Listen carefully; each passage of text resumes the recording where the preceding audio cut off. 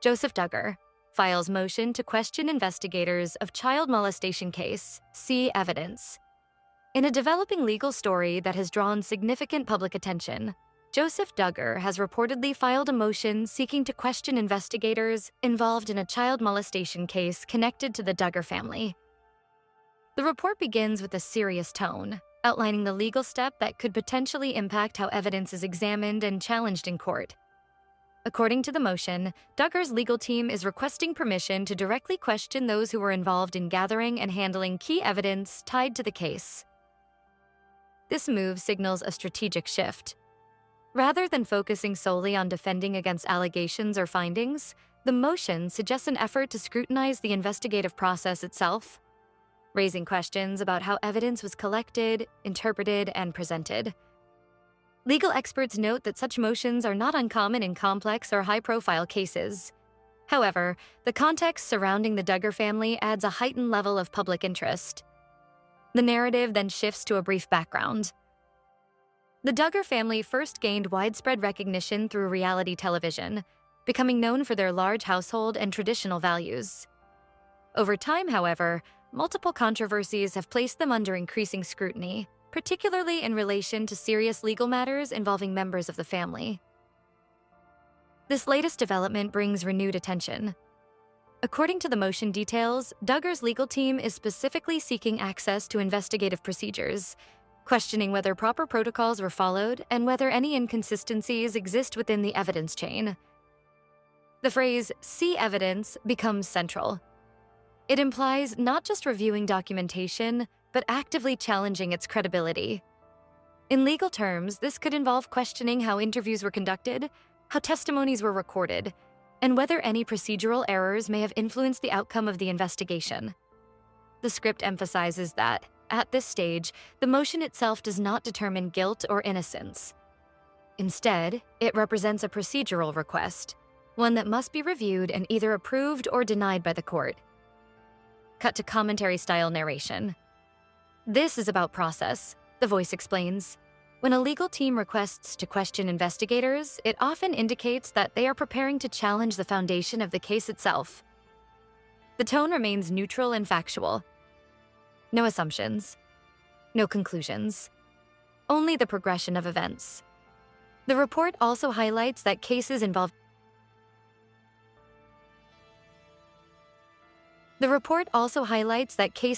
sensitive allegations, particularly those concerning child safety, are handled with strict legal frameworks. Any attempt to revisit or question investigative methods is typically examined carefully by the court.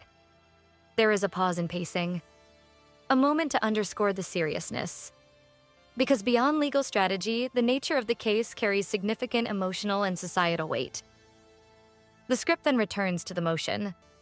It outlines that Duggar's legal team is not only requesting to question investigators, but also to review specific pieces of evidence more closely, suggesting that there may be aspects of the case they believe require further clarification.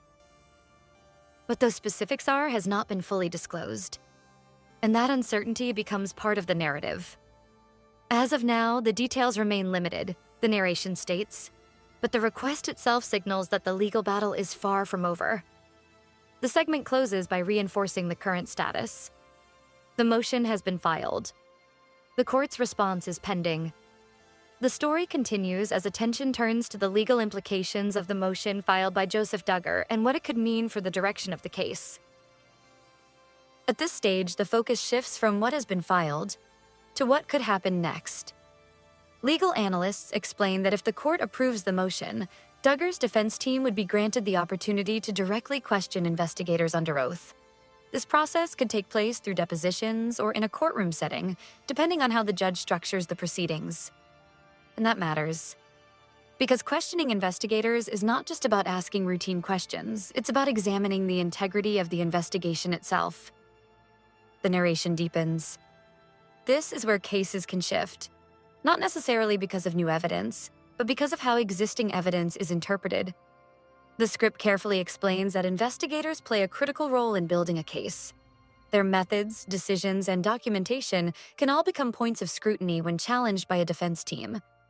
If inconsistencies are found, no matter how small, they can be used to raise doubt.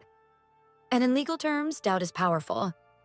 However, the report also emphasizes that courts do not grant these motions automatically. Judges typically require clear justification before allowing defense teams to question investigators, especially in cases involving sensitive allegations. That means Duggar's legal team must demonstrate why this step is necessary. What are they looking for? What concerns are they raising? Those answers remain partially undisclosed, but the request itself suggests that the defense believes there are areas worth examining more closely. The tone remains steady, factual. No speculation beyond what the motion implies. The script then introduces another layer, the prosecution's potential response. If the motion is challenged, prosecutors may argue that the investigation was conducted properly, following all required legal procedures.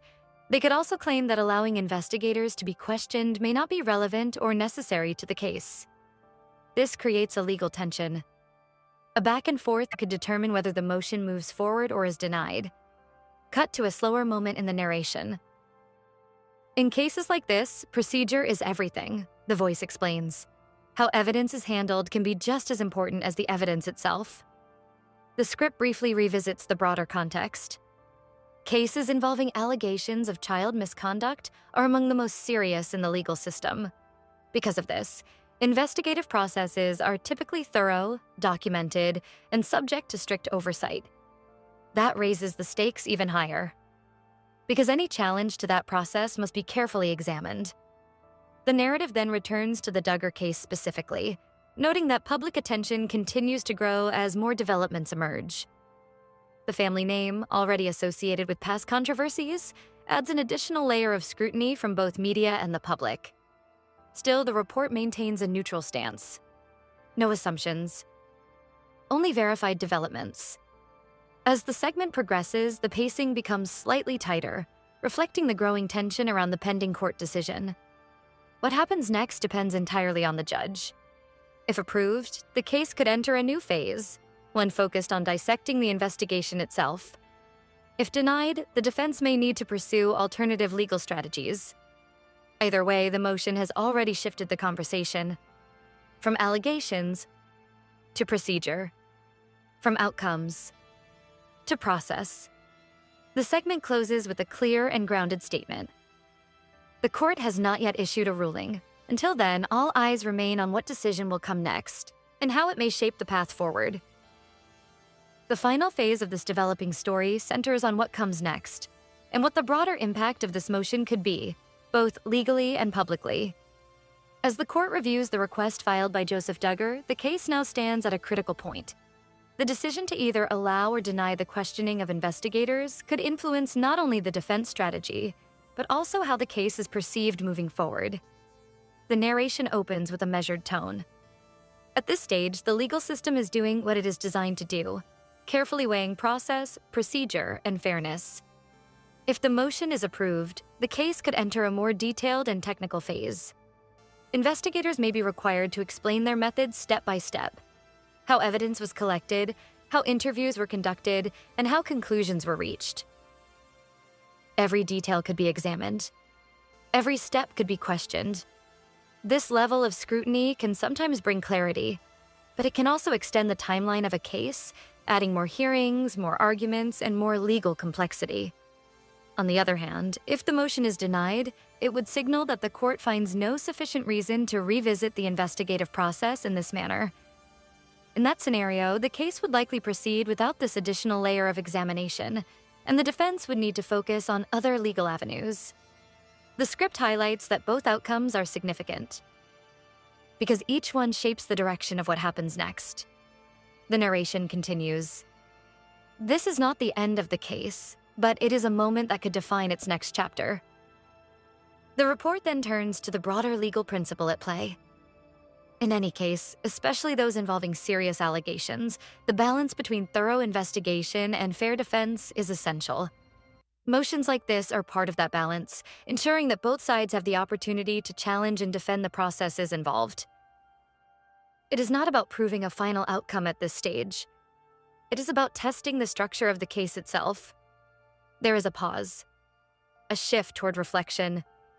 The script acknowledges the sensitivity surrounding the nature of the allegations, emphasizing that cases involving child safety carry deep emotional weight and require careful handling at every level of the legal system. Because beyond legal arguments, there are real-world implications for individuals, for families, and for public trust. The narration remains steady and respectful. No matter the outcome of this motion, the seriousness of the case remains unchanged. As the segment moves toward its conclusion, the focus returns to the present moment. The motion has been filed. Arguments are expected. A decision is pending.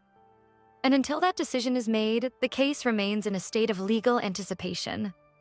The pacing slows, allowing the weight of the situation to settle. There are still many questions, the voice says, and for now, those questions remain unanswered. The final lines bring the story to a close without speculation. Only certainty about what is known. The court's ruling will determine the next step. Until then, the process continues. The screen fades to black, leaving viewers with a sense of ongoing development, an unfinished story still moving through the legal system. In a new development that is drawing widespread attention, leaked prison emails allegedly connected to Josh Duggar have surfaced, revealing deeply personal frustrations following his conviction. The report begins with a serious tone, focusing on the contents of the alleged emails and the reaction they are generating. According to the leak, Duggar expresses disappointment and anger toward members of his own family, specifically referencing what he describes as silence from his 16 siblings in the aftermath of his legal case. The phrase, "going silent," becomes central. It suggests not just physical distance, but emotional separation. The narration carefully clarifies that these emails are reported leaks and have not been independently verified in full detail. However, the nature of the claims has been enough to spark renewed public interest in the Duggar family dynamic.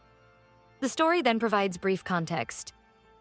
Josh Duggar, once widely known through reality television appearances alongside his family, has faced significant legal consequences in recent years. His conviction marked a turning point, not only for him personally, but for the public image of the entire Duggar family. Now, these alleged emails appear to shed light on what has happened behind the scenes since that moment. The script continues with a measured pace. In the reported messages, Duggar is said to question why communication from his siblings has diminished or stopped entirely. He reportedly interprets the silence as abandonment during what he describes as the most difficult period of his life.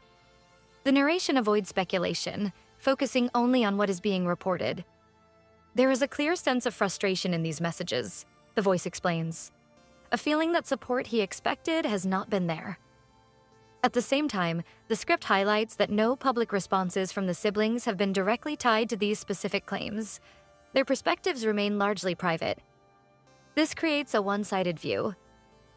And that is acknowledged. The report emphasizes that family dynamics, especially in high-profile situations, are often complex and not fully visible to the public. The tone remains balanced. No assumptions about motives. No conclusions about intent. Only the reported content and its impact. As the segment develops, attention turns to the emotional weight of the situation. Being in prison already creates distance, physical and psychological. When combined with strained family relationships, that distance can feel even more pronounced. The narration reflects this carefully. Isolation can take many forms, and in this case, it appears to extend beyond prison walls. The pacing slows slightly, allowing the gravity of the claims to settle. The script then revisits the wording attributed to Duggar, how he allegedly calls out the lack of communication, framing it not just as absence, but as a deliberate choice by those closest to him. That interpretation becomes a key point, because it shapes how he views the situation. But again, the report does not confirm intent, only the perception described in the emails. As Part 1 approaches its close, the focus returns to the broader picture. Leaked communications, family tension, public attention, and unanswered questions. The final lines reinforce the current state of the story. These emails have opened a new window into a situation that has largely remained private until now. The screen fades, holding on to the uncertainty of what is true what is perceived, and what remains unknown. In a surprising and emotional development, the father of Kendra Duggar has reportedly spoken out, revealing what he describes as ongoing family struggles following a personal decision to take a firm stand on a private matter. The report begins with a serious tone, focusing on the impact of that decision and how it has affected relationships within the extended family. While full details of the situation have not been publicly disclosed, the statements attributed to Kendra's father suggest that tensions have grown in the aftermath of his stance, leading to strained communication, emotional distance, and difficult conversations behind the scenes. The narration carefully frames the situation. This is not just about disagreement, the voice explains. It's about the consequences that can follow when someone chooses to speak or act differently within a close-knit family structure. The Duggar family, widely known through reality television, has long been associated with strong shared values and a unified public image. Because of that, any indication of internal conflict draws heightened attention. And this situation appears to be no exception. According to the report, Kendra's father describes his decision as something he felt necessary, though not easy. He suggests that taking this stand came with personal cost, particularly in how it has affected his relationship with others connected to the family. The exact nature of that stand remains partially unclear, but the emotional impact is emphasized. Cut to a reflective tone. There are moments, the narration continues, when doing what you believe is right can create unexpected distance from the people closest to you. The script avoids speculation about specific disputes, instead focusing on the broader themes presented in the statements: conflict, conviction, and consequence. Kendra Duggar herself is not reported to have made any direct public statement regarding the situation. Her position remains largely private, adding another layer of uncertainty to the story. This creates a contrast. On one side, a parent speaking openly about struggle. On the other, silence from those directly involved. The report acknowledges this imbalance, emphasizing that only limited perspectives are currently available. As the segment progresses, attention shifts to the idea of family pressure, especially within a highly visible and tightly connected environment. When one person takes a stand, it can ripple outward, affecting multiple relationships at once. The narration highlights this carefully. In families where unity is deeply valued, even a single decision can change the dynamic. There is a pause in pacing, allowing the weight of that idea to settle. The script then returns to the reported statements, noting that Kendra's father describes the situation as ongoing, not resolved. This suggests that the effects of his decision are still unfolding, rather than something confined to the past. That sense of continuation becomes important, because it means the story is still developing. The tone remains steady and neutral. No assumptions about outcomes, no predictions. Only the recognition that something significant has shifted. As part one comes to a close, the narration summarizes the current situation. A father has spoken out. A stand has been taken. And the consequences are still being felt. The final line lingers on uncertainty. What exactly led to this moment and where it will lead next remains unclear. The story continues as more attention turns to the reported statements from the father of Kendra Duggar and what those statements reveal about the deeper challenges unfolding behind closed doors. At this stage, the focus shifts from the initial revelation to its impact. According to the report, Kendra's father describes the situation not as a single disagreement, but as a series of tensions that have built over time. His decision to take a stand, while personal, appears to have triggered wider reactions within the extended family network. The narration expands carefully. When one voice breaks from the expected path, it can create a ripple effect, especially in families where unity has long been the foundation. That ripple effect is now becoming more visible. The reported comments cheer to strained communication, fewer conversations, less contact, and a growing emotional distance that was not present before. What once may have been a closely connected family structure now appears, at least in part, more fragmented. Still, the script remains grounded. These are statements from one perspective, and that distinction is important. No direct responses from other family members have been publicly tied to these claims, leaving key questions unanswered. Are these tensions shared by others? Or are they experienced differently depending on perspective? The uncertainty continues. The narration slows slightly to emphasize the emotional layer. Kendra's father reportedly speaks not only about disagreement, but about the personal toll it has taken.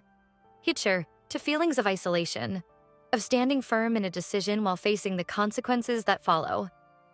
It's not just about being right or wrong, the voice explains. It's about what you're willing to face after making that choice. The segment then explores a broader idea, the cost of taking a stand. In many families, especially those with strong shared beliefs, stepping outside of expectations can lead to tension that goes beyond the original issue. It can affect trust,